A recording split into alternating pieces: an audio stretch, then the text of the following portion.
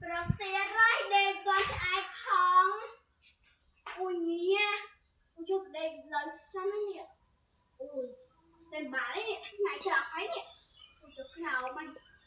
Cầm đá của mày. Ui anh chủ ta.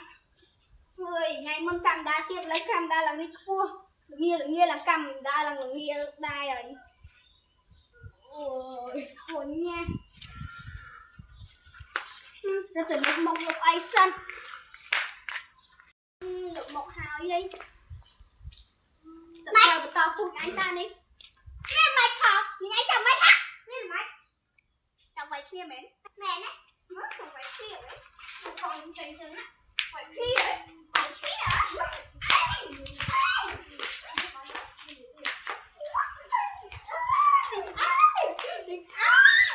Ai chồng mày người chết đâu.